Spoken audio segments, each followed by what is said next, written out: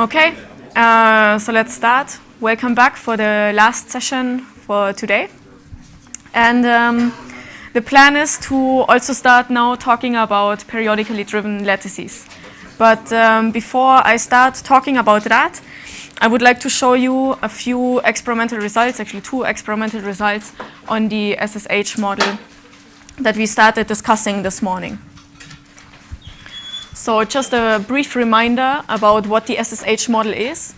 So it's this a nice 1D lattice Hamiltonian where we have different dimerizations and we have different tunnel couplings, J and J prime. And we have found that there are 2 different topological phases which we can actually characterize by computing the Sag phase. So depending on the unit cell, so we have made a particular choice for the unit cell, we found that in one dimerization the Sag phase gives you a value of pi over 2, and in the other one it gives you a value of minus pi over 2, and the difference between the 2 realizations is equal to pi, which is the important quantity, which is the topological invariant characterizing the properties of the 1D model. And just to emphasize again, there's this degeneracy point when we tune J equal to J prime. Okay, so this is a plot of the phase theta q, which appeared in the eigenstates. Okay, just remember we had this spinor, so we had these coefficients alpha q and beta q, which tell you the weight in the unit cell of the localized 1D orbitals. And for the lowest band, we have equal superposition, and we had eigenstates of the form e to the minus I theta q. So it's this phase theta q, which is also the one that shows then up in the Berry connection if we compute the Berry phase along a straight line, which in this case 2 points connected by the reciprocal lattice vector G. Okay, so what you see here is different curves for different values of J over J prime. For the lower values, so if the value is smaller than 1, J is larger than J prime, and if the values are larger than 1, then it's the exact opposite. So you see here that there's this dark line, which shows you how the phase winds as a function of the quasi-momentum. And if you now change this ratio J over J prime, then this curve gets modified. So it changes a little bit the shape, but the endpoints are pinned. Okay, and if you compute the Sag phase, the result that we found is it's 1/2, and then the difference of the 2 endpoints. So now there may be some sign change with respect to what I've written on the board this morning, but essentially the Sag phase is given by the difference between these 2 endpoints divided by 2. Okay, so this shows that this quantity is robust. If I change the parameters, it just varies the shape, but the value of the Sag phase that I get remains the same. Now, if we swap J and J prime, what happens is that we introduce effectively a minus sign. So now these are the curves up here. So they have the same shape, but now instead of getting pi over 2, I will get minus pi over 2. And then the degeneracy is at this red dashed line. So that would be when they are exactly equal and where we have a band touching point at the edge of the Brillouin zone. And this is computed for the SSH model, so not for any sublattice energy difference that is non-zero. Okay, so we have these 2 values for the 2 dimerizations, which tell us that the states wind in an opposite manner in the 2 dimerizations. And what I mean by that is, again, this pseudo-spin picture that we briefly discussed. So these 2 coefficients, alpha and beta, are the coefficients of our pseudo-spin, and I can represent the winding of the state on a sphere.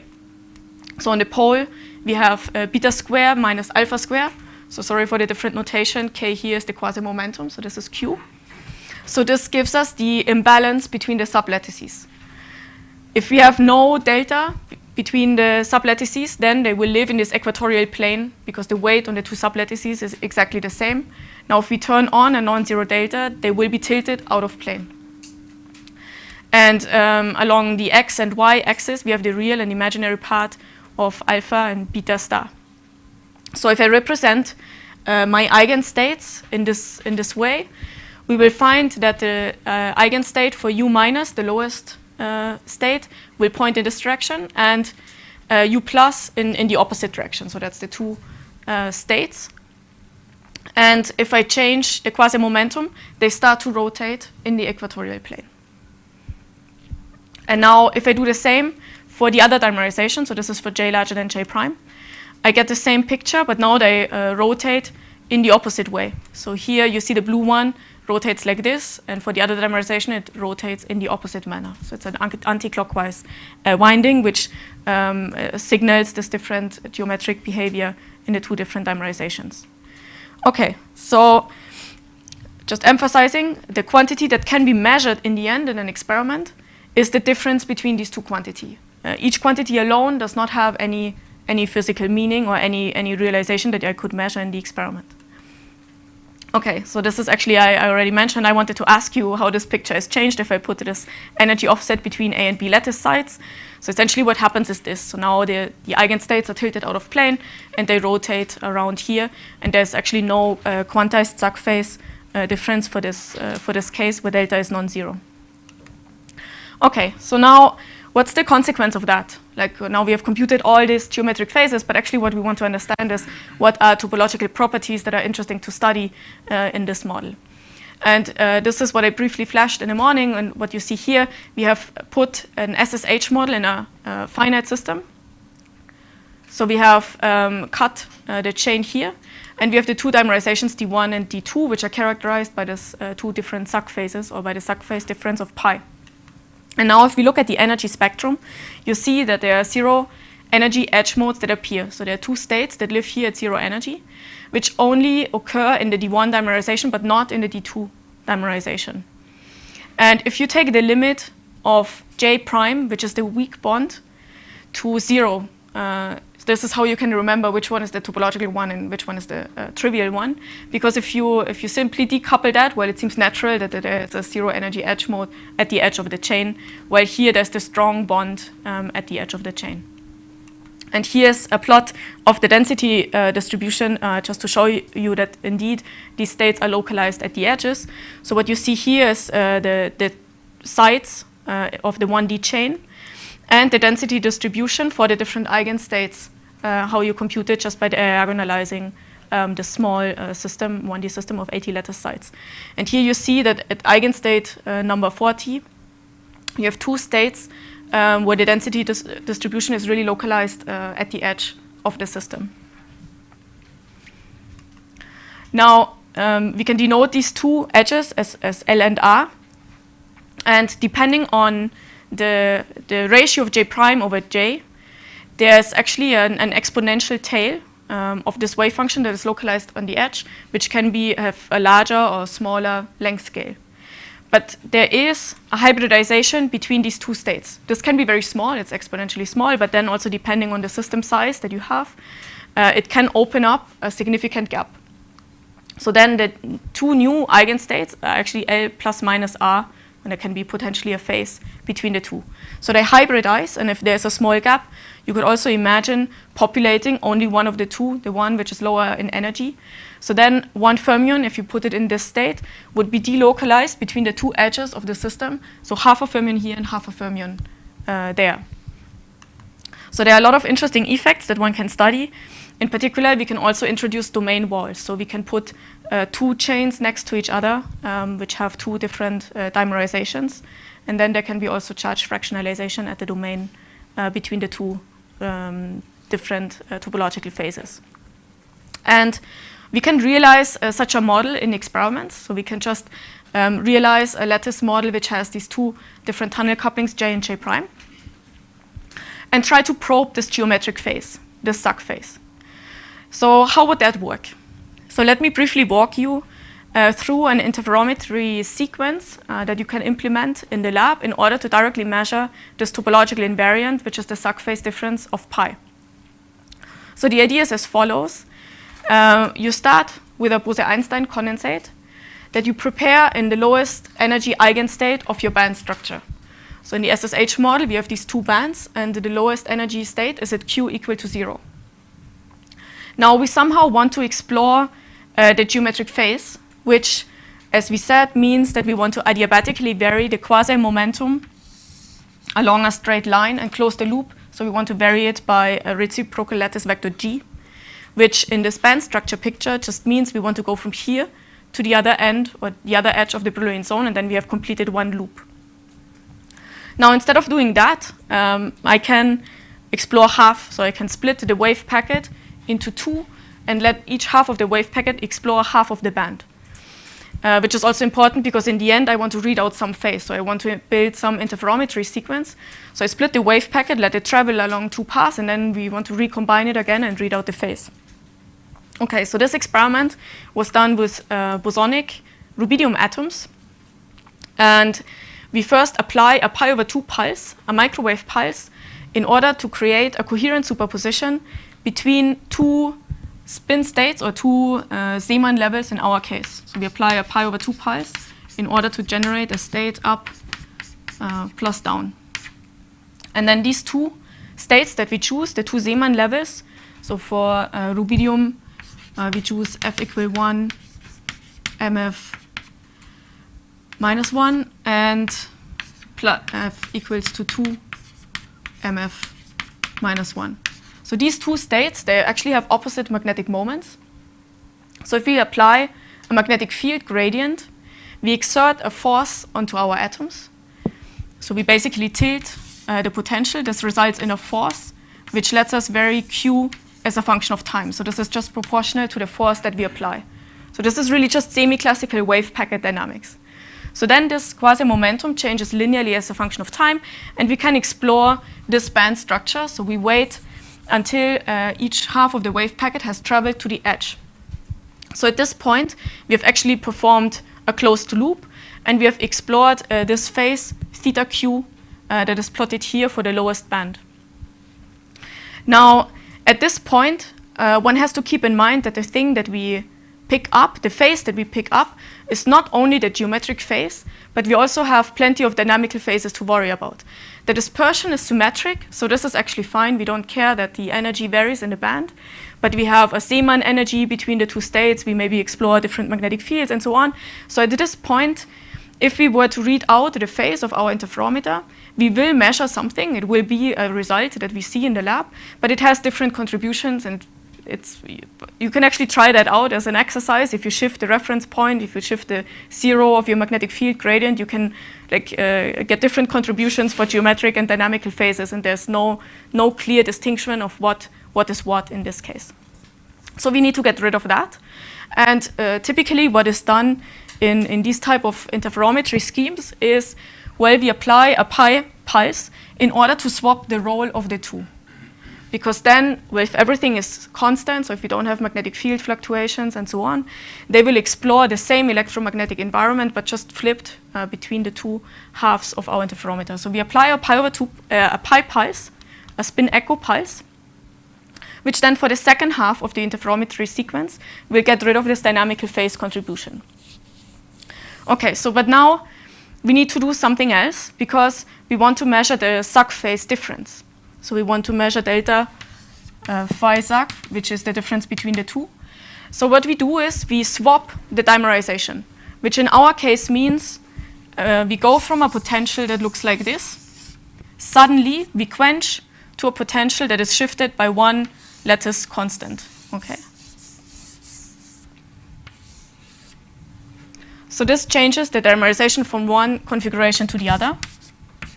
And if you look at the eigenstates that we have calculated, it means that in this quench, we project the wave packet to the upper band, which is actually not a problem at all. If you remember how the states wind in this sphere picture, the lowest band and the first excited band, they wind in exactly the same way. So it doesn't actually matter in this specific example if we probe the geometric phase of the lower band or the upper band, they are exactly the same. What matters is that now for the second half of the interferometry sequence, we measure the geometric phase in the second dimerization, and we measure it with opposite sign.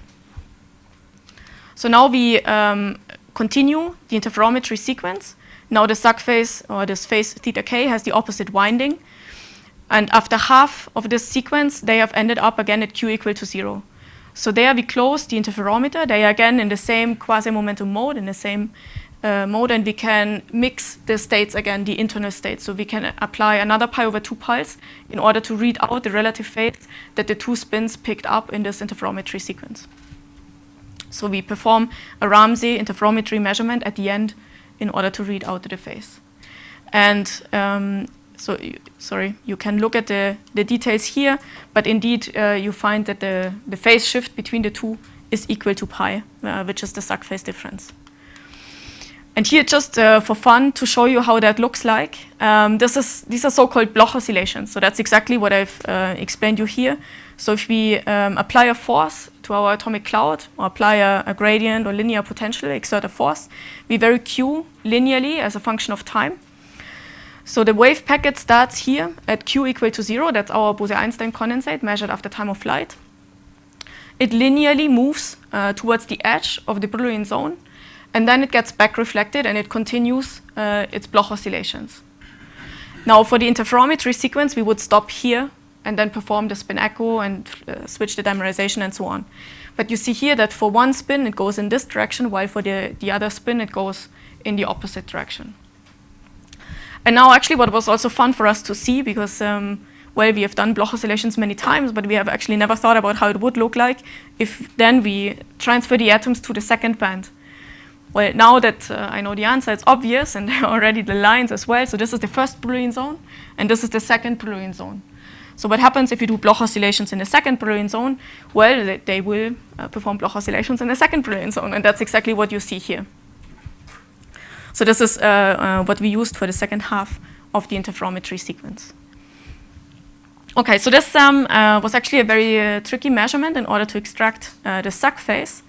And now I would like to briefly, without going into the details of the platform, show you a recent measurement from 2019, or experiment that was published in 2019 from Antoine Brouet's group, which was implemented with Rydberg atoms. And so here are a few words that I should say before I start discussing the details. So this SSH model actually has a sublattice and inversion symmetry or chiral symmetry. And this model hosts symmetry-protected topological phases for free fermions, which we can also realize with hardcore bosons. And this experiment was done with hardcore bosons, here implementation with Rydberg atoms. And if you want to know the details of this implementation, I'd really invite you to go to this paper. But the idea is that this platform works with Rydberg states, and there's this flip-flop interaction between two different Rydberg levels. And it's a dipolar exchange interaction, which means it's heavily dependent on the orientation of the atoms. So they can engineer different exchange interactions by changing the relative orientation between the neighboring sites. So this is the dimerized chain where you have J prime and J. And here you see the angle dependence of the dipolar exchange interaction, which they measured also in their experiment.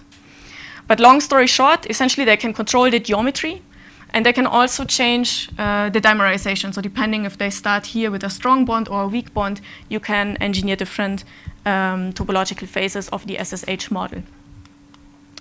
And this is how it looks in the experiment, the topological configuration and the trivial configuration.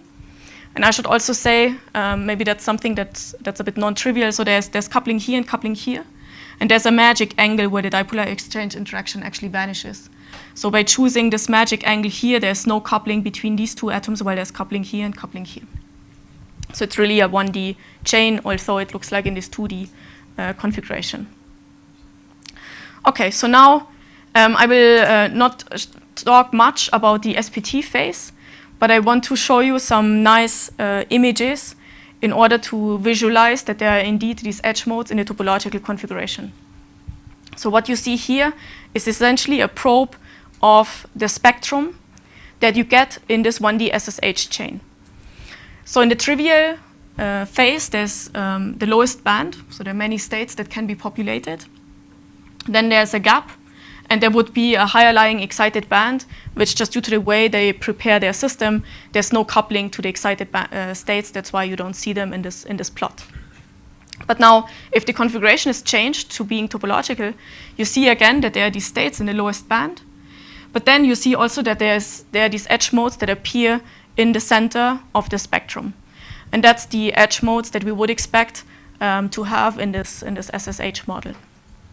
And moreover, you can also now play with the hybridization that I mentioned. So in principle, because we have these eigenstates which are symmetric superpositions between the two edges, you could make a tunneling experiment, yeah. Sorry, maybe I just missed it, but how do they change this configuration from trivial to topological? Okay, so here it's not done dynamical, so that's maybe just to start with. So this is one realization and then that's the other. But the way they change the configuration is shown here. So having this distance between the atoms and this direction gives you a certain coupling J. Having a different angle at this distance gives you a different coupling J prime.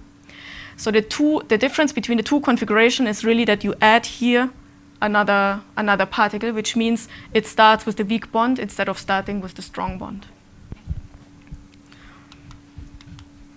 And this is what you see here. So that's actually very nice. So that's a small chain of 4 sides.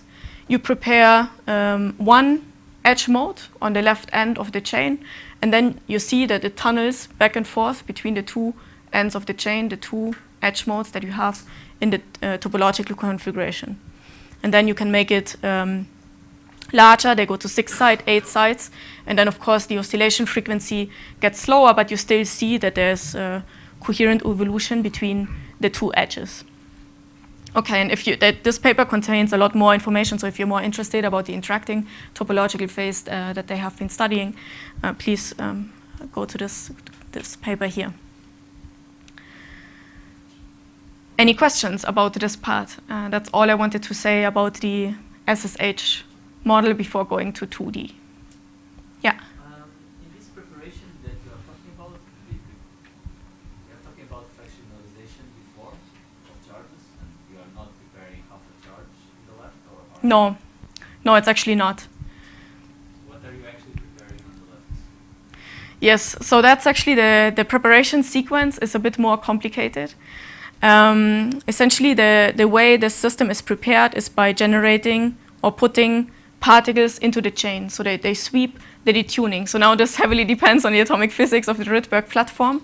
But essentially, you sweep the detuning, which is like sweeping the chemical potential and putting more and more atoms into your system. And if I remember correctly, they are not resolving the gap that would open up between the two states. So they populate both states at the same time, so putting one excitation there.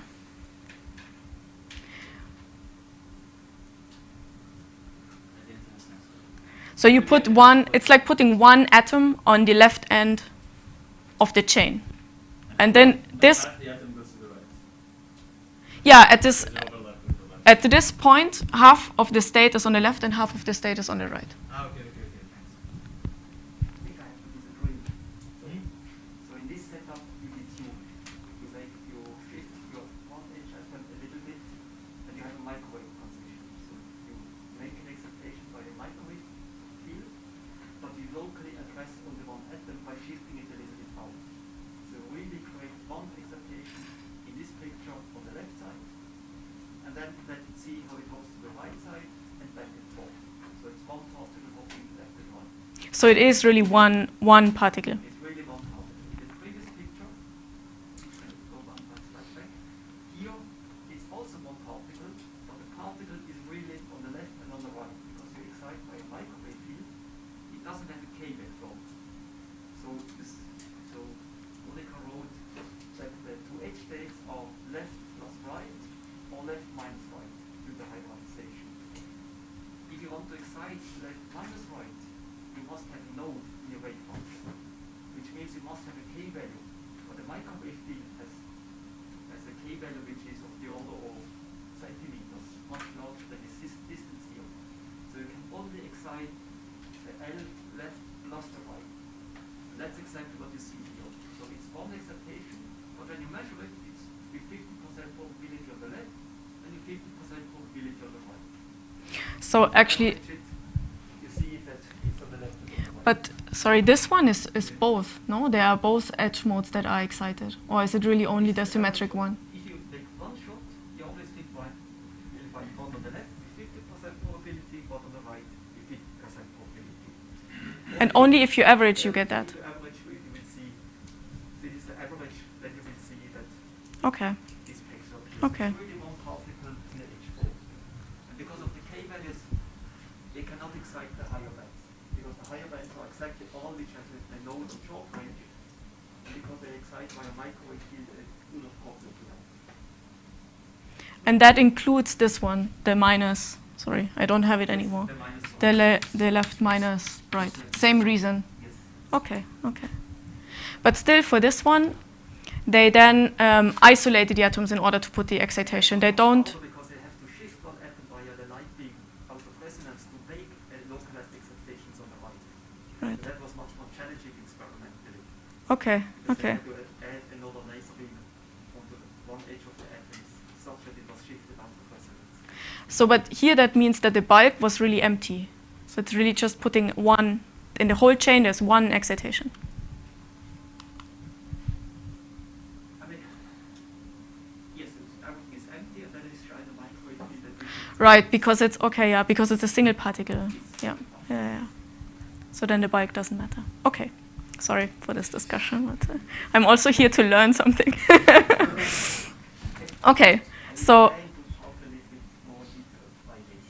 Not on the many ones. yes, so that's very nice. So clearly I'm not an expert in Rydberg physics, so I will move back to atoms, charge-neutral atoms and lattices now. That was the only small excursion to Rydberg. Okay, so now let's do 2D and do artificial gauge fields in 2D. Yes. Excuse me, can you go back to the graphic of the energy in function of the eigenstates? This one? Why in one case do we have like two dots in the middle and in the other no? Yeah, so these are the edge states. So this is precisely the difference between the two dimerizations. So in this topological phase, in this dimerization D1, you have the weak bond in the edge of your finite system. And if you compute the spectrum, you find that there are two modes around zero energy, which are localized at the edge of the chain. In the topologically trivial situation, you have no edge modes. So you just have the normal spectral gap. So maybe just to be a bit more precise, these two branches that you see here are exactly the two bands that you would expect. Okay, so if we plot our dispersion relation Q, it's this lower band and the upper band that you see. And just in this numerical diagonalization, it's plotted as a function of the eigenstate number. So these are the two branches here. That's the lowest band and that's the first excited band.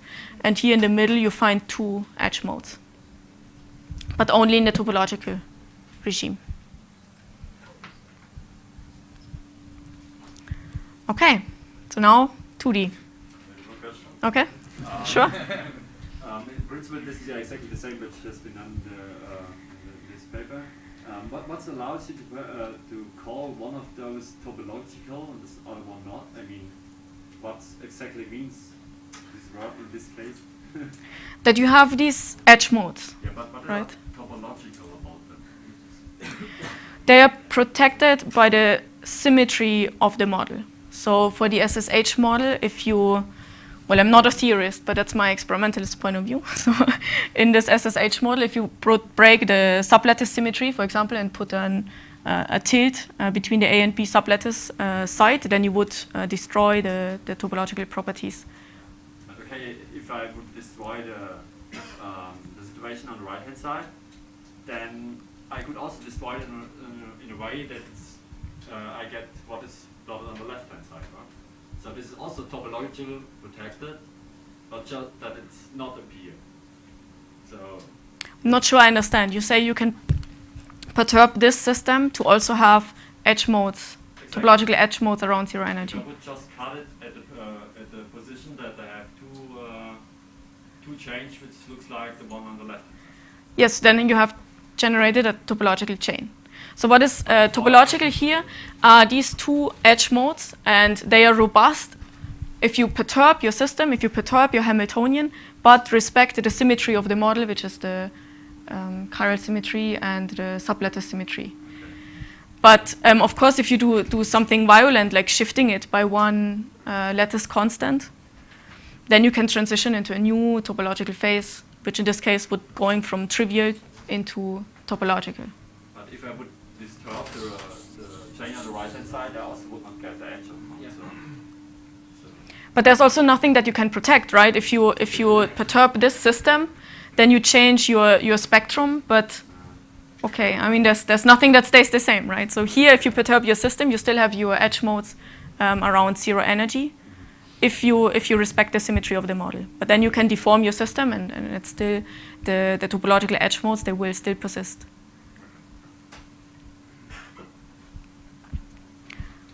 More questions? Oh, it's much more fun like this. So then I don't speak alone or the whole time. Okay, so now let's go to 2D and try to do some quantum Hall physics with our charge-neutral cold atoms. And I want to, it was already mentioned in Jacopo's talk and also in Thierry's talk. I just want to motivate again what's the goal, what we actually want to do in order to generate something topological. So normally, if we just load our atoms into the lattice, the Chern number of the band is 0. So we have to do something special in order to be able to see something like a quantized Hall response, because this really relies on Chern numbers being non-zero. Now, having this picture of a quantum Hall bar in mind, or a quantum Hall system, we can try to just mimic that in the lab.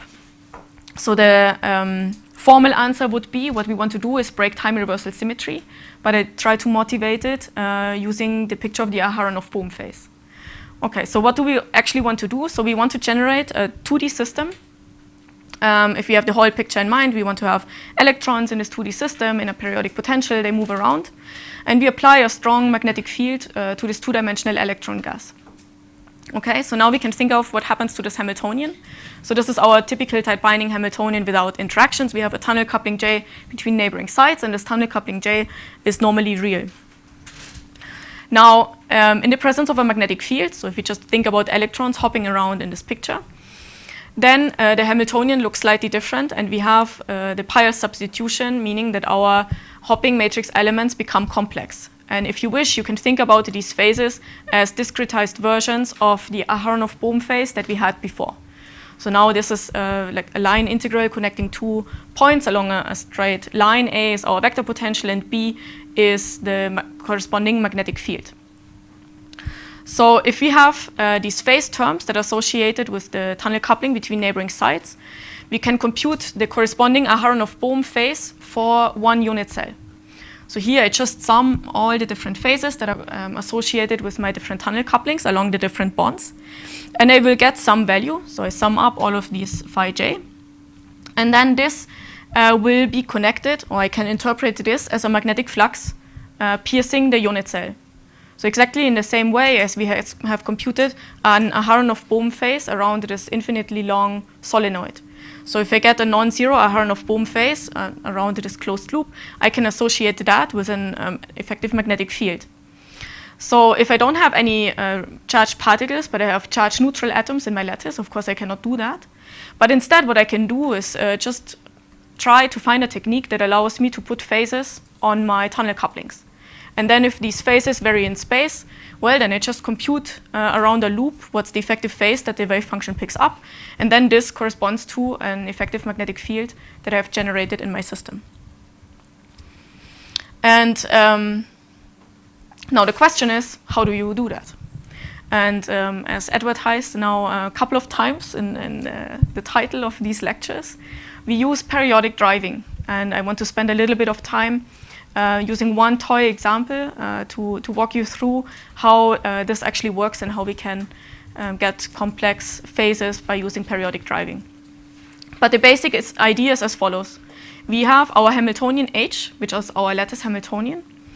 And then we vary some of the parameters as a function of time. So we generate this explicitly time-dependent Hamiltonian with period capital T. So that's now the cycle of our driving field that we apply. And in the high frequency limit, so if this driving frequency is very large compared to any other time scale in your system, then the evolution of your system is effectively described by a Fouquet Hamiltonian after stroboscopic times. So stroboscopic means that we only look at integer multiples of the driving period. So we only look at our system at times t, which are integer multiples of this driving period, capital T. And then I can write down a time evolution operator U, which I express in this form. So now there appears this new Hamiltonian HF, which is time independent. And the question is how to compute this Hamiltonian HF and what is a suitable driving protocol in order to engineer this complex hopping matrix elements. And something else that I want to emphasize, now since we have this time periodic system, we live in a quasi-energy space where the quasi-energy is only defined up to integer multiples of the driving energy quantum h bar omega, where omega is the driving frequency that apply to our system.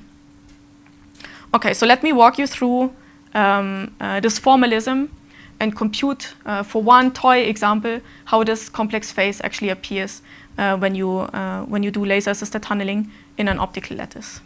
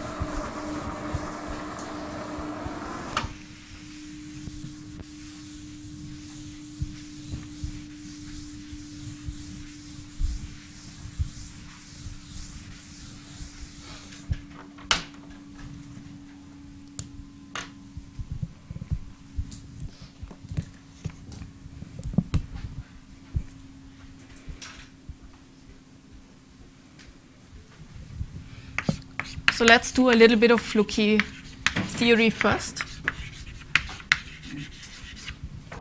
Oh, that's very bright. Okay, so we have our time periodic Hamiltonian.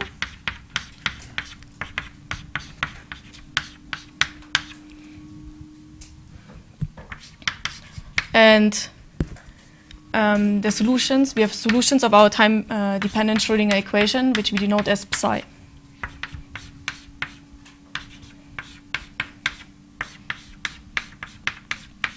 Now, very similar to Bloch's theorem, we can make an ansatz for our wave functions psi of t, where we take this periodicity into account. So we write e to the minus I epsilon, which is the quasi-energy, t over h bar, phi alpha, where these are the Fouquet modes.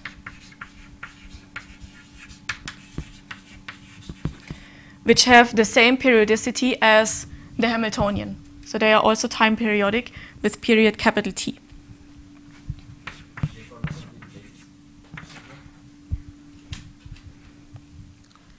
Who talks there? Yes. Unless someone objects, but as far as I know, I would say yes.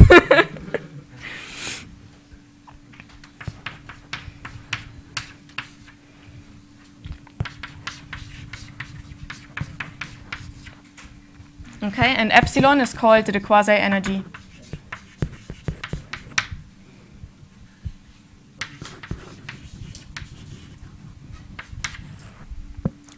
Now, we can insert this ansatz into the time-dependent Schrödinger equation.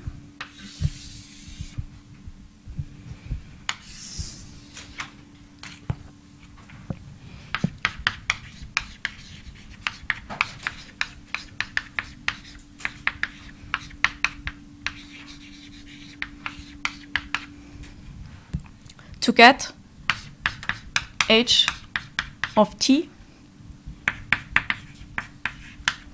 minus IH bar dt, and then the Fouquet modes phi alpha.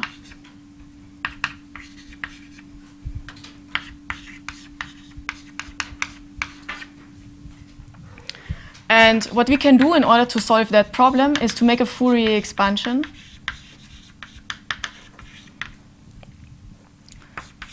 for the Floquet modes phi alpha. So we write this as a sum of e to the I beta omega t n alpha beta. And this allows us actually to bring this time-dependent problem down to a form where we are actually solving a time-independent eigenvalue problem, which, however, involves an infinite matrix.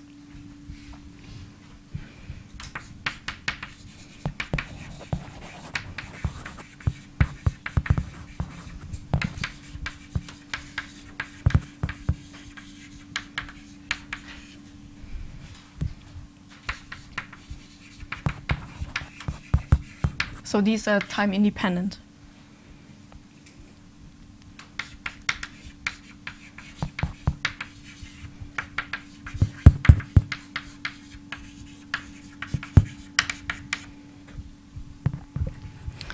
Okay, and without going through the formalism, I just want to give you an intuition how this infinite matrix may look like.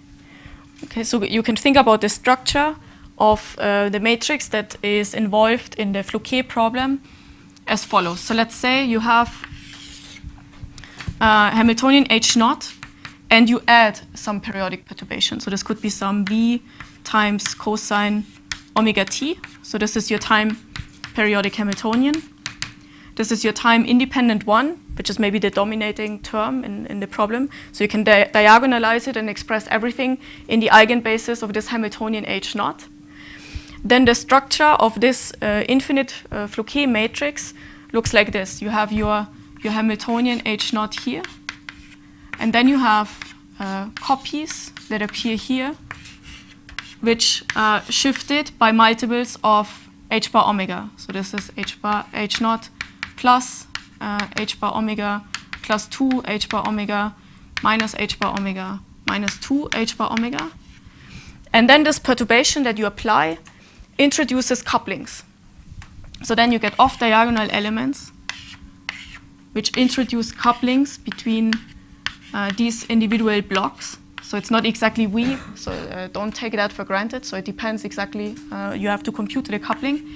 But you introduce these off-diagonal terms, and they are higher and higher orders. So to lowest order approximation, you would have just that. So you can rediagonalize your system, and you see that this perturbation that you apply mixes the original bands of your Hamiltonian that you had.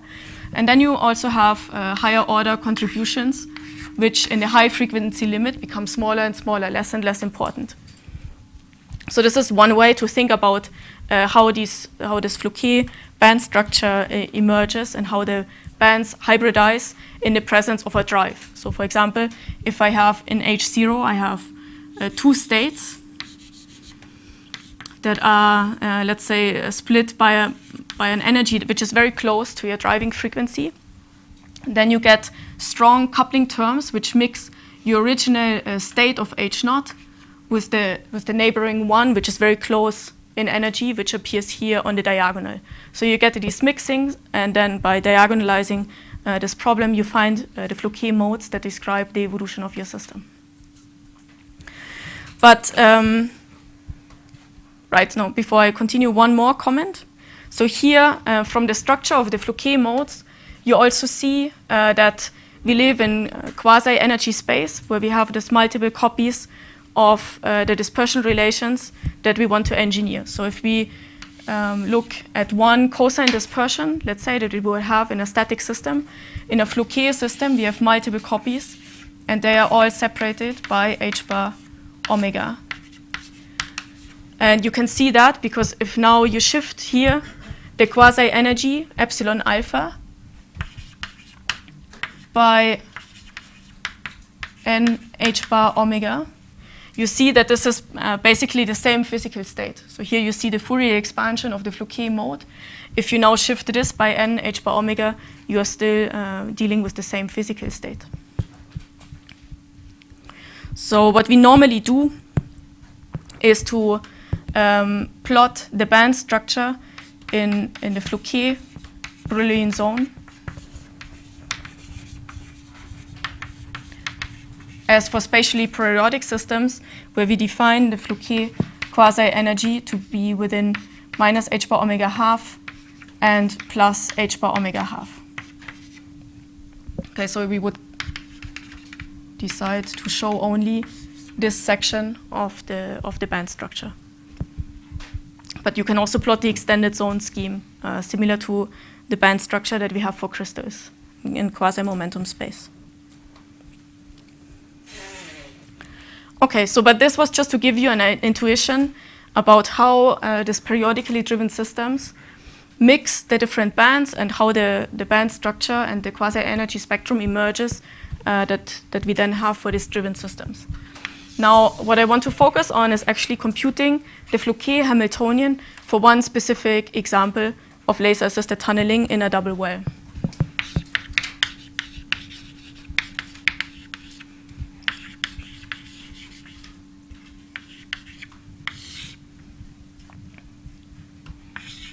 Okay, so we have an evolution operator t, which takes us from time t0 to some finite time t.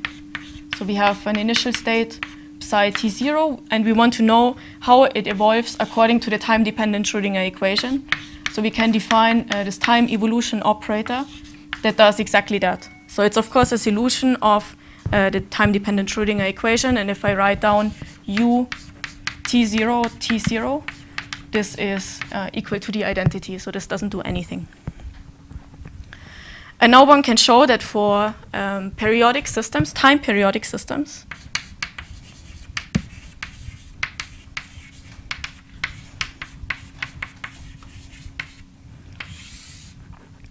this evolution operator u,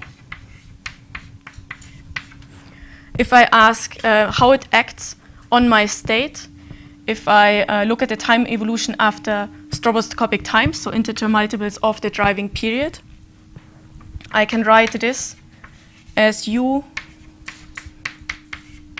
of t for one period of the drive to the power of n, or just to simplify notations, this would be u of t.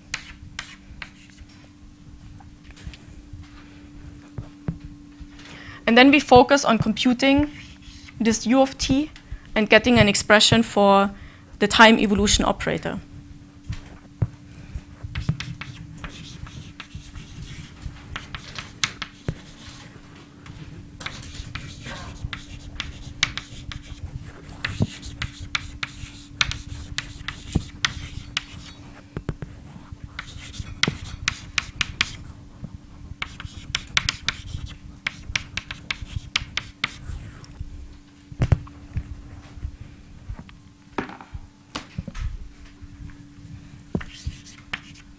And then I write it, and in the form that you have already seen on the slide, which is e to the minus I h bar hf t.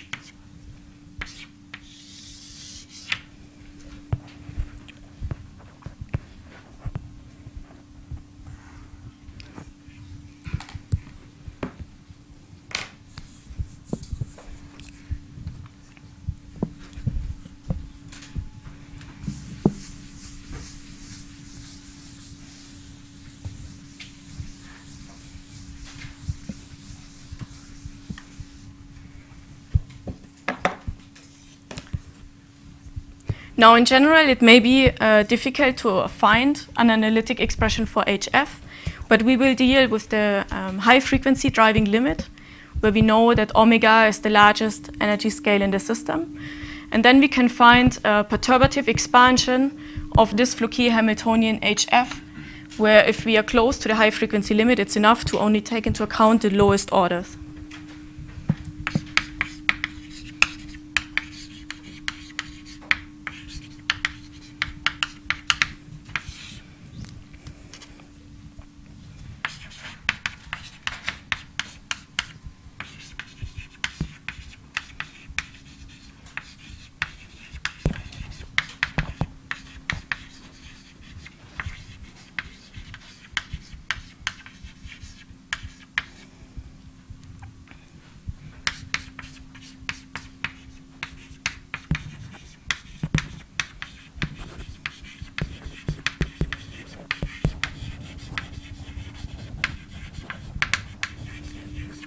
And there are different ways on doing this computation, and I will just show you one of them.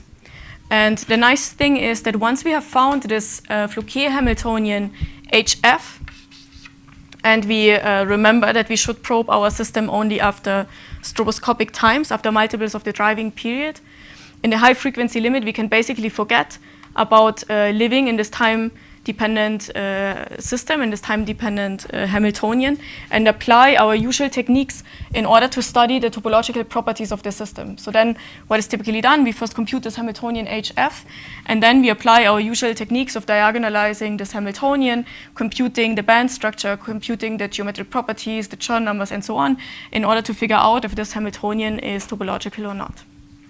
Okay, so once we have arrived at this expression, we can use our standard techniques in order to analyze the problem. Although for actual implementations, one has to be careful, because depending on what happens during one period of the drive, this can heavily affect the observables that you measure in experiments.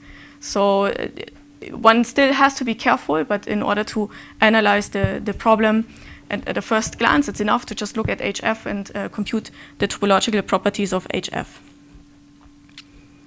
So this is the short version of Fouquet's theorem. There's a more general definition of Fouquet's theorem, which also takes into account this micromotion and describes what happens within one period of the drive. Okay, but let's see how we can actually compute HF.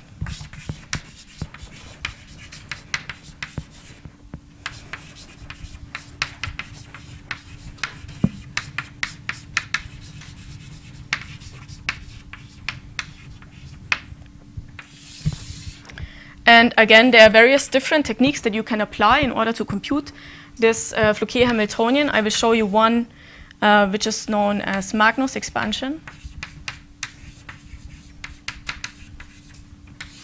where we make a series expansion of HF. So it's defined as the sum over different contributions. So this goes from n to infinity, HF n.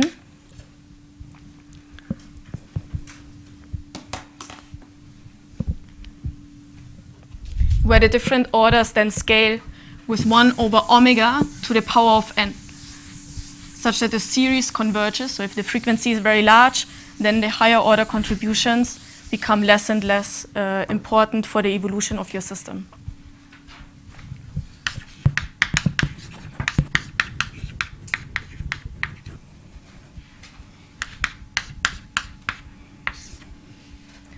So now, I think the Magnus expansion is very intuitive in order to understand what actually happens to the system. So the lowest order contribution to the Fouquet-Hamiltonian is essentially the time average over your driven system. So if you drive at a very high frequency, then the atoms essentially see to lowest order the average of the perturbation that you apply. And then there are higher order contributions.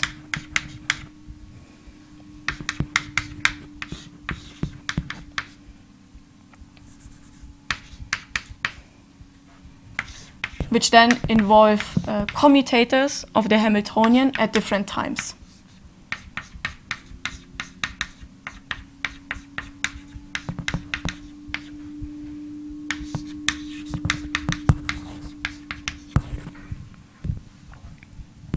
And so on, and the higher order terms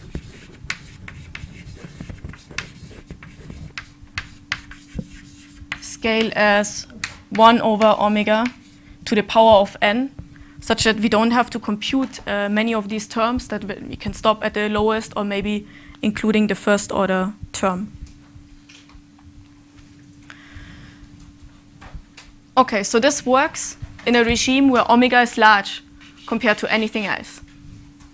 And now, as we will see, the techniques that we have been implementing and many others have been implementing in the lab is laser-assisted tunneling, where this is actually not at all the case. The idea is that you inhibit tunneling in a lattice so that atoms cannot move without you doing something special. So there will be some energy offset between neighboring sites.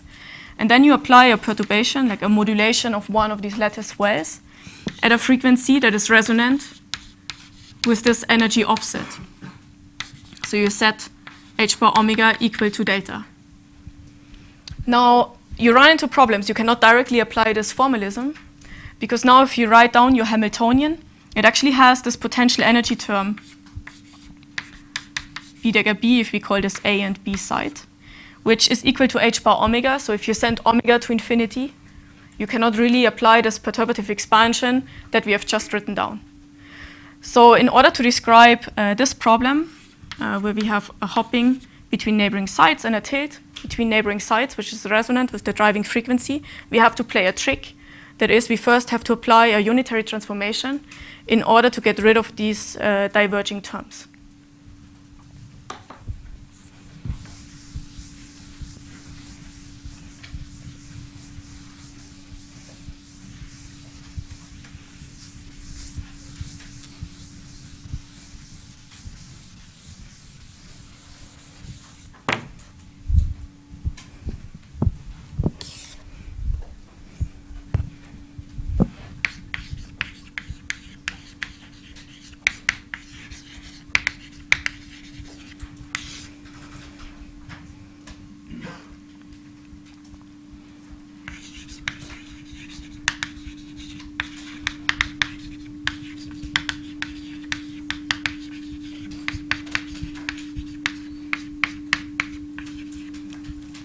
So the idea is to apply a unitary transformation, R of t,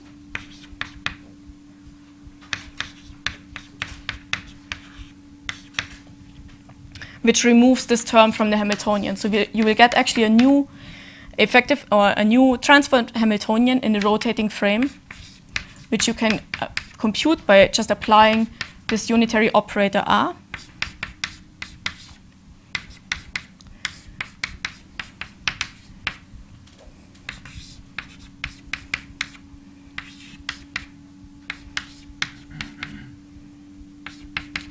Where you see that due to this second term here, this removes the diverging term from your original Hamiltonian. So if you have this term that appears in our toy model, and you apply a unitary transformation, which has this in the argument, then due to this term, it will essentially remove it from the Hamiltonian and put the time dependence. As we will see, it will put the time dependence into the tunnel coupling J instead of having it as a potential applied to the Hamiltonian. Okay, so let's go through this example of a two-level system, or our double bell Hamiltonian.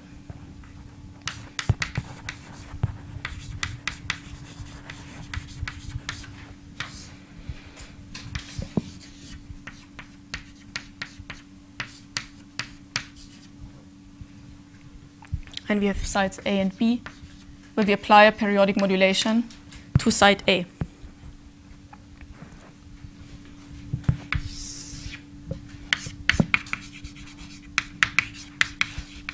So the Hamiltonian is very simple. We have h of t, tunnel coupling J between, okay, now I labeled it 0 and 1.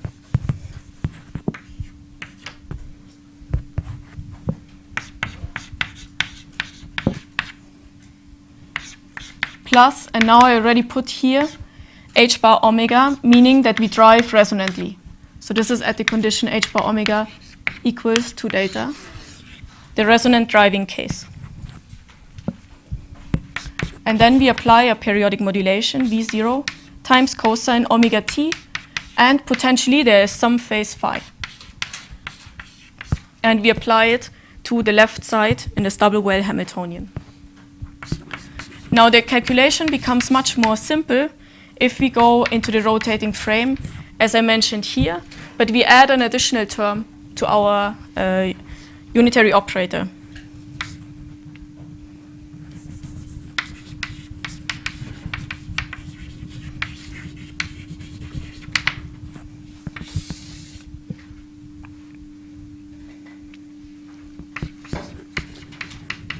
That's not unique, okay? You can make different ways of calculating the effective Fouquier Hamiltonian, but this one turns out to be very simple. So you have e to the I omega 1 to remove this term here, plus I over h bar, and then the integral over the perturbation V of t.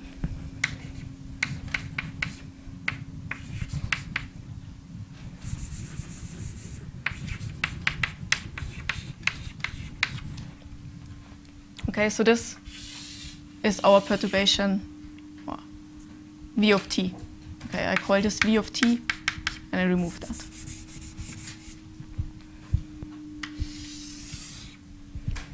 And now you also see that the Fouquier Hamiltonian that we will get is actually not unique. So I've put here the time integral, but there's a gauge choice. So depending on if you start at 0 or if you start at some other shifted time where you compute this average over the perturbation that you apply, you may end up at different Fouquier Hamiltonians, which look slightly different. They are related via gauge transformation, but they have the same.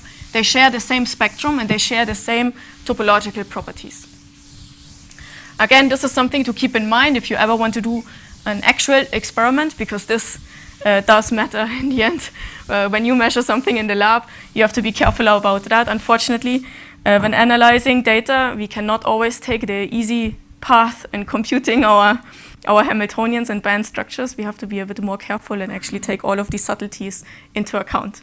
But for now, we don't have to worry. We just apply this unitary operator, this unitary transformation to our Hamiltonian and see what we get.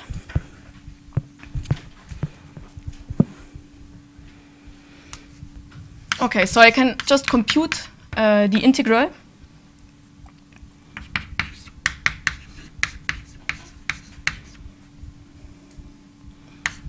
So I get I V naught divided by h bar omega, so my driving amplitude renormalized by the driving frequency, sine omega t plus phi 0, 0. So now if I apply this transformation according to this rule here, I get a new Hamiltonian, h of t, which has a tunnel coupling, J, as before. But now we have an additional term here, which I call eta.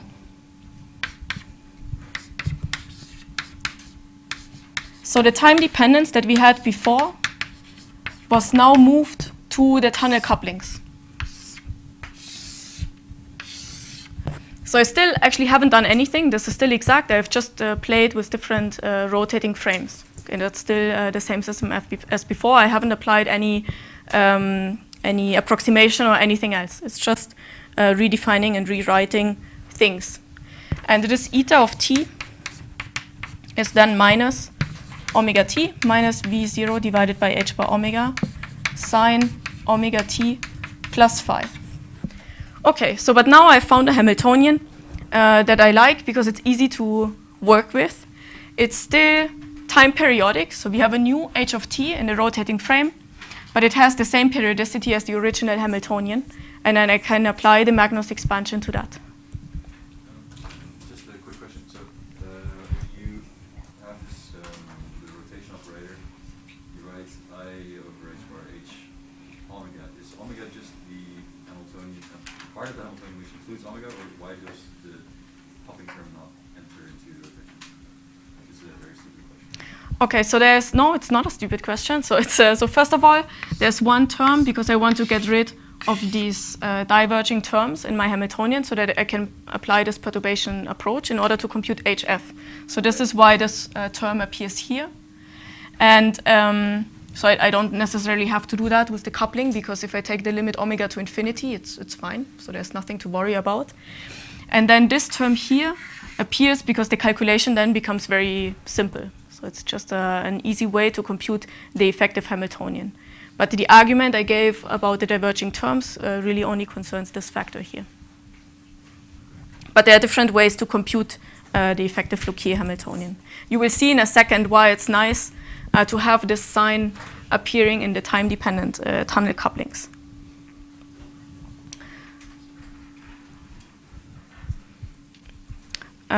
Maybe another comment, what is nice to see is if you apply this formalism to compute the effective Hamiltonian, it only affects the tunneling terms. So if you add additional on-site terms to your original Hamiltonian, they commute, so you don't have to worry. So to first order, they will just stay as is, and you just move the tunnel coupling, the time dependence to the tunnel couplings.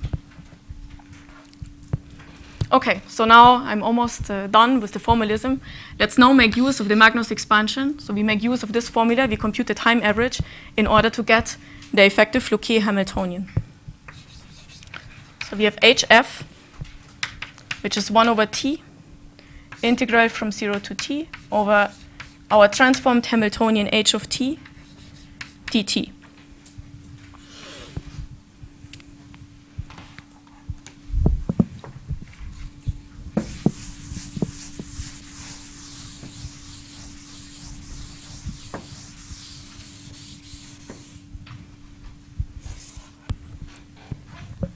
So let me plug in all the quantities and change variables. So we introduce this new variable tau, which is equal to omega t. So then we have J, our tunnel coupling, e to the minus I tau minus V0 divided by h bar omega sine tau plus phi. And this is the definition of the first order Bessel function of the first kind. Okay, so that's the integral definition of it. So I can rewrite this expression simply by saying we have J, then the Bessel function J1 with the argument V0 over h bar omega. And then this phase term still remains. So we have e to the I phi 0, 1 plus Hermitian conjugate. So I just give you again the definition of the first order Bessel function of the first kind, which is defined as 1 over 2 pi integral from 0 to 2 pi e to the minus I tau minus sine x sine tau. Okay, so this is what we have found for our Floquet Hamiltonian. Okay, so what you see here is that after going through this derivation, that if we have this tilted double well model, which has an energy offset delta between neighboring sites, which needs to be large compared to J, and a tunnel coupling, this periodic modulation, which is resonant, then we end up with a Floquet Hamiltonian of this form, where we have a renormalized tunnel coupling according to the Bessel function, and we have the phase that appears, which is the phase that we applied in our periodic modulation. And that's excellent, because now the only thing that we need to do is make this thing depend on position in order to have a non-zero Aharonov-Bohm phase in the lattice. So the only thing that we need to do is cook up a 2D lattice model where we have a tilt everywhere to inhibit tunneling in the first place. We apply a resonant modulation, but we do it in a way that this phase depends on the position in the lattice. And then we are essentially done, because then we have this complex hopping matrix elements where the phase depends on position, and then if we compute an Aharonov-Bohm phase, it will correspond to a non-zero effective magnetic field. Yeah. So just make sure I understand how you're extending to more sites. You have a constant tilt. Yeah, so you could do this, for example. But I also have it on the slide. So you have delta And you have just between neighboring sites. And then you apply a periodic modulation to the whole lattice at the same time. after the whole lot. However, each one of these wells is shaken out of phase. This you need, because if you just make a global shaking, then nothing happens. But if you shake them out of phase, then you get exactly this renormalization. And then the phase that appears here is basically given by how this phase advances between neighboring sites. So if you have, we will see it on the slides. You also have to have a second dimension, I guess? Or Yeah, so this is what we will do now.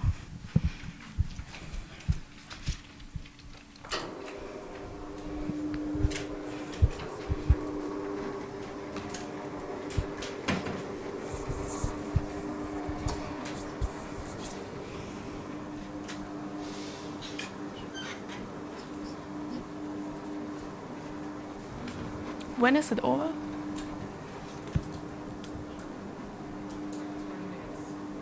10 minutes? 20, okay.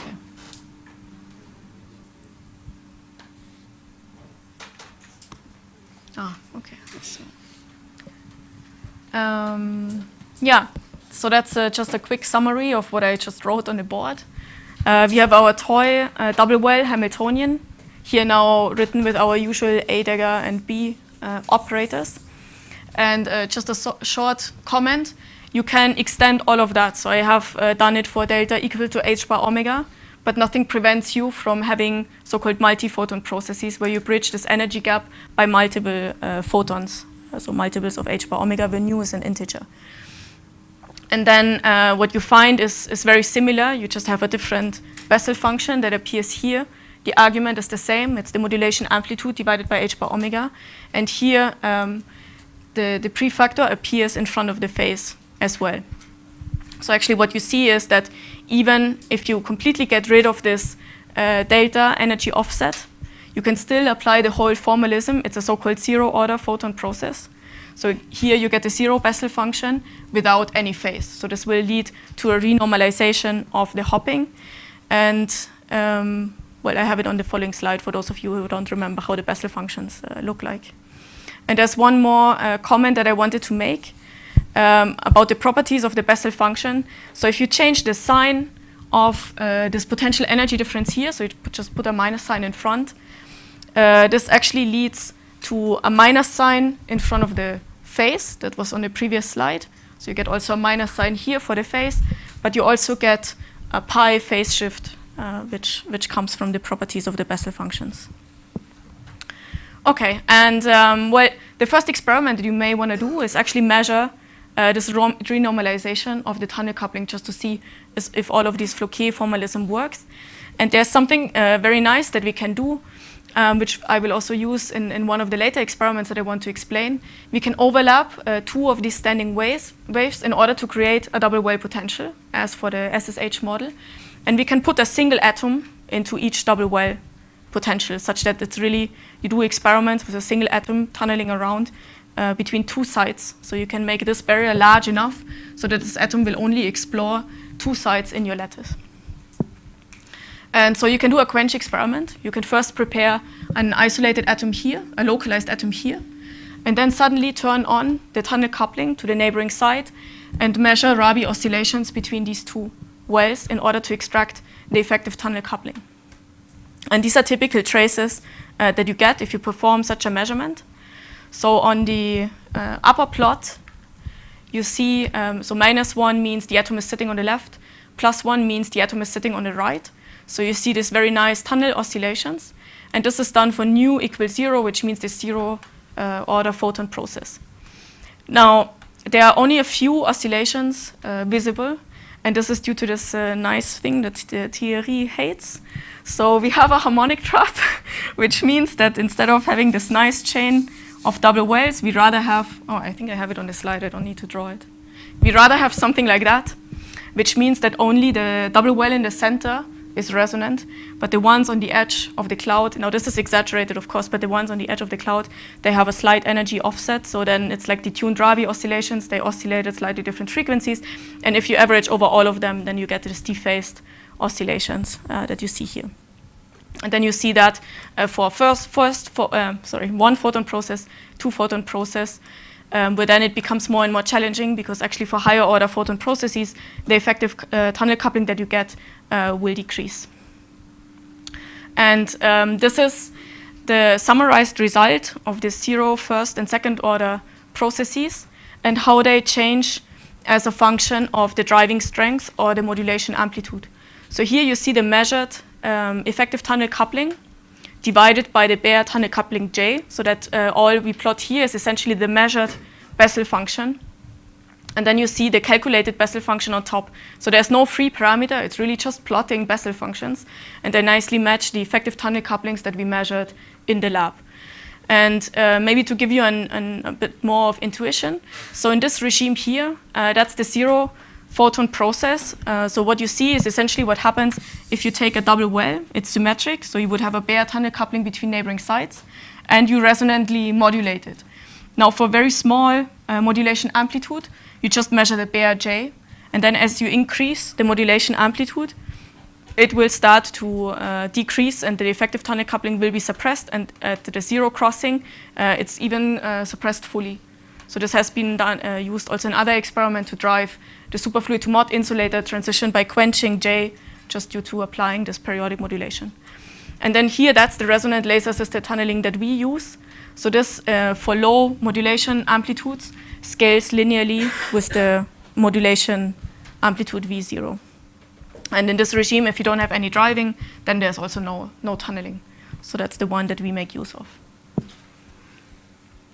Okay, so now let's extend it to 2D. Yeah, sure. So what is, I mean, it seems like here in this plot, there is no more delta.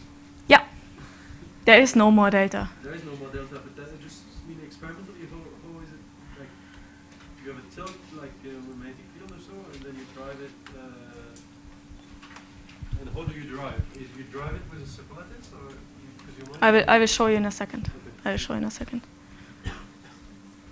So that's the realization in the lab. So we have a 2D lattice. It's actually not, I'm cheating a bit. So that's the simplified version. It does not work so nice in reality, but it's the easiest way to explain how it works. So we have a tilted potential along the x direction, in this case like a magnetic field gradient, which we have used in experiment, which applies this energy offset delta between neighboring sites, and we have the bare tunnel coupling Jx along the x direction. So tunneling is inhibited along this direction if delta is large. And perpendicular to that, we just have a normal lattice with tunnel coupling. So it's basically like 1D tubes that are decoupled from each other. And now we want to engineer these complex phases by modulating the lattice potential. And the way we do it is by shining in 2 additional laser beams, which are far off resonant. So it's just conservative potential. The atoms don't scatter any photons or anything. So these 2 beams, they have slightly different frequencies, omega-1 and omega-2. So they create an interference pattern with a running phase. So these 2, if they were to have the same frequencies, they generate a lattice that is diagonal to the square lattice that is drawn here. But now, since the 2 frequencies are different, this diagonal lattice will move across the 2D potential. So if we just write down locally how this potential looks like, well, it's modulated periodically in time, but then the phase of this modulation is given by the phase of this running wave beam. So on every side, we have this local modulation according to the frequency omega, which we can set to be resonant with the drive. So omega is the difference frequency between the 2. And then the phase is given by the wave vector difference between the 2 beams and the position in the lattice. And if you were to plot that for one instance of time, for a specific set of parameters, then it looks like that. So here, if you just plot the interference pattern between the 2 red beams, you see how the phase advances as a function of space. And in this particular example, you see that the phase advances by 2 pi every 4 lattice constants. So actually, the phase advances by pi over 2 along the x and the y direction. And this is exactly the phases that you also imprint on your tunnel couplings. And okay, there's something to take into account. We have also this renormalization of the hopping in the y direction according to the 0-order photon process that I mentioned before. But what we care about is this first-order Bessel function of the first kind with the phases that are generated by this running wave pattern across that we use to modulate the potential. And then the effective magnetic flux that you compute is really just given by that. It's just geometry. So you can choose a certain direction for your shaking beams, which will change the projection of the wave vector onto the respective axis. So the complex hoppings are only along the red lines. That's the ones that get a phase. Perpendicular to that, there's no complex tunneling. And so if you vary the geometry, if you vary the lattice constant, you can engineer any type of value that you want for this effective magnetic flux that is piercing the unit cell. Yeah? Could you explain once more how you can choose between the 0-order Bessel function and the first order? Okay, so this is basically by construction. So the first order you get because we apply a tilt along the x direction. So here there's no tunneling in the first place. We use lasers as the tunneling, which means if we were not to shine in this additional periodic modulation, then there's no hopping. And then we tune the frequency to be resonant with data. So we have h bar omega equal to data. And this gives us the renormalization according to the first Bessel function. And so this is what we've done here, the first Bessel function, it's not here anymore, here, and the phase. Now, along this direction, it's just a normal lattice, so there are no energy offsets. Nonetheless, we have some shaking, and this leads just to a renormalization of the tunnel coupling according to J0 that we have. So to get to the second order, you have to by delta delta 2 or something? Yeah, exactly. So in order to get to the second, we do that. Sorry, here.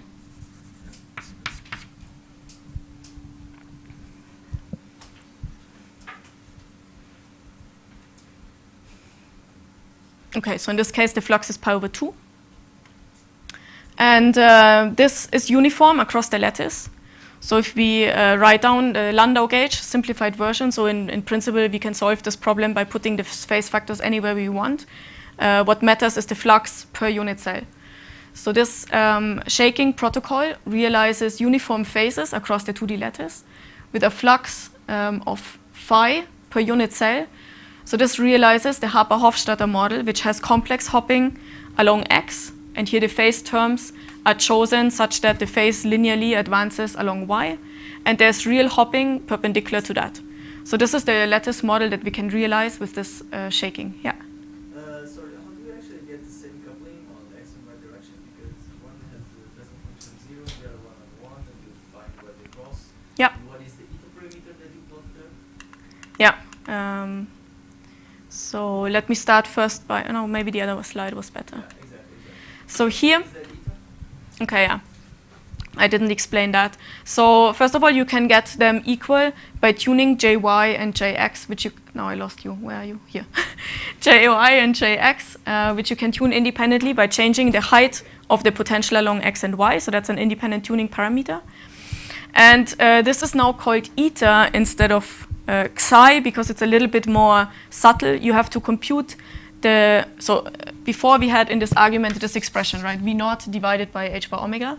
But now what matters is the relative modulation amplitude between neighboring sites, which depends on the relative phase between the shaking. So you get actually the largest modulation amplitude if they are modulated out of phase by pi.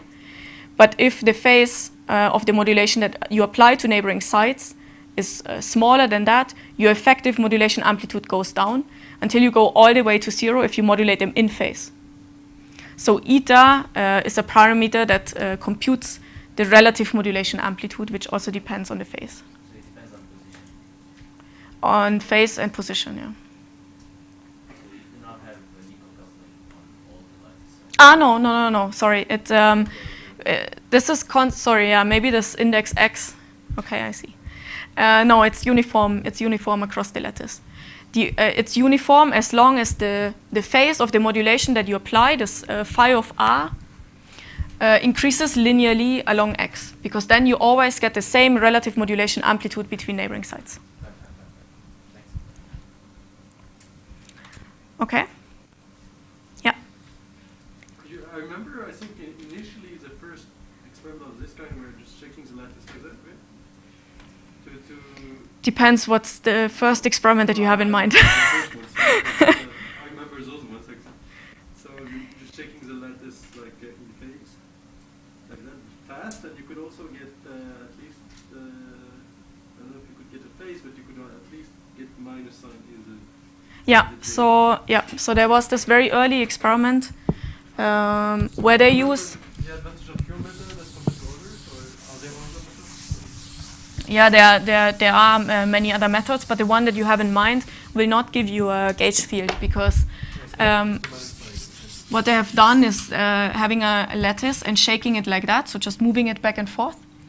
And essentially what you find is that this is again like an off-resonant shaking. So you get a renormalization of the tunnel coupling according to the 0 Bessel function. And then what they have measured is actually this renormalization, so this J effective, which follows the 0 order Bessel function. So then there's a 0 crossing at some point where the kinetic energy goes to 0. And they have measured the absolute value, but it does continue like that. So you can flip the sign, you can introduce a pi phase shift, but it's not straightforward to use this in order to engineer a gauge field. Now, you can play more tricks. That's something that I think Klaus Senkstock did in his experiment, by instead of having a nice sinusoidal oscillation, you have an oscillation like this. So you have two time periods, T1 and T2, where you have one oscillation, and then you continue like that. And this actually allows you to engineer also phases for the off-resonant shaking. So by using this protocol, you can also get this e to the I phi term in the effective tunnel coupling. I don't remember exactly what were the symmetry arguments for this protocol to work, but it should be, yeah, there needs to be some asymmetry. I think the time average, If you also yeah. shake like that, or so like in 2D, probably you're also breaking some symmetry in those two. In the square lattice, these ones, they typically cancel. So whenever you compute the phases that you get around a plaquette, they usually cancel out and disappear. This only works for triangles and hexagons and so on. But for the square lattice, usually you find that it cancels again. Okay, so let me just, for the end, show you a nice toy measurement, which I don't know, I think it was very fun seeing it for the first time. So after going through all of this and you stand in the lab, you wonder, okay, so now what? So how can I see that there is a gauge field? And so you may think like, okay, so what can I do? What would an electron do in a magnetic field? Think, okay, well, it does cyclotron orbits. So maybe there's a way that we can see cyclotron orbits in the lab as well. So we can talk about this tomorrow. So what we want to do is this. Oh, we start with a localized wave packet, and we want to make it go around in circles. So what we can do is chop our 2D lattice into smaller versions, very similar to the double well that we had along X. Now we just have another double well along Y. So we chop our lattice into pieces, and now only 4 sides are connected. And the atom, if you place it here, it can really only explore these 4 sides. It cannot go anywhere else. And you can apply a magnetic flux through this plaquette. Okay, so what can we do? Well, we can prepare a single atom in this plaquette and prepare it delocalized over this bond. And then we want to make it move along X to induce some chirality. So we want to see that there's some Lorentz type behavior that appears in our system. Of course, that's like a highly discretized version of it. We only have 4 discrete points that the atom can explore, but nonetheless, we can try to see something like that. Okay, so what would happen? We have this atom that is delocalized here, and we turn on the tunnel coupling suddenly. Without magnetic field, it just undergoes Rabi oscillation. It tunnels from the left bond to the right bond, and that's it. But now we turn on the field at the same time when we allow it to tunnel to the right, and we measure the mean position of this atom in the plaquette. Okay, so experiments are not perfect, so the ideal values that you would get is 0 along Y, because it's delocalized. And in this definition, minus 0.5 means it's fully localized on the left bond here. And if it were to undergo just Rabi oscillations, it means that this is a straight line along 0. So it would just tunnel back and forth along the straight line. Okay, so we can follow it as a function of time. So indeed, it starts to go to the left. But then you see, okay, it gets a little bit deflected already. And then there's something like a cyclotron orbit that you can see. And okay, so this does not look very nicely round. But actually, if you do the numerical simulation and take into account our nice harmonic trap, you will end up with something that matches very well what you expect here. I don't have the theory curve here, but yeah, it's easy to calculate. It's just a 4x4 matrix, so we can compute it on our laptop. And the flux that you get is 0.73 times pi over 2. And we actually wanted to engineer pi over 2. But this is also something that you can understand. It's just the geometry of the lattice that we have implemented. So this is because the double well squeezes the 2 sides a little bit closer together. So the effective phase that you get is not precisely the projection onto the lattice constant, but something that is squeezed closer together. So actually also this makes sense. And this was, yeah, in 2011, at the very beginning of my PhD. It was my first year, and yeah, I was very happy to see that actually worked out. And to show you something a little bit more recent, of course, people are still continuing to work, and I will explain you how this was done. But here you see this beautiful measurement that was done actually in synthetic dimensions with dysprosium atoms, where you have one real axis and one synthetic dimension. So dysprosium has 16 states available. And so here you see that you have these nice cyclotron orbits in the bulk and these nice skipping orbits at the edge of the strip that they have engineered in the lab. Okay, that's it. Now I'm done. Thank you.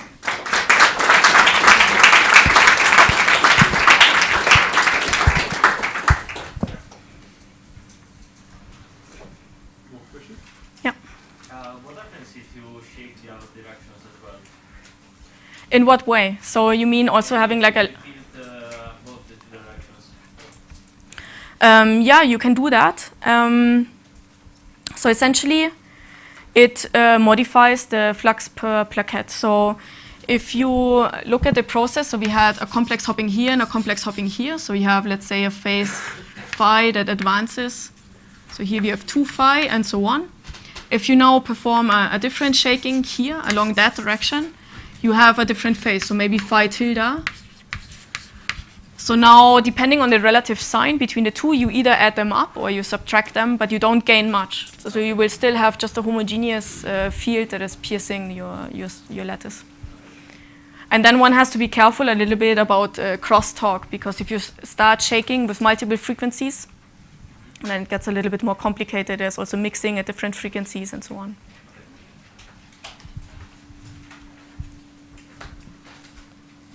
Okay. So then, time for dinner. See you tomorrow.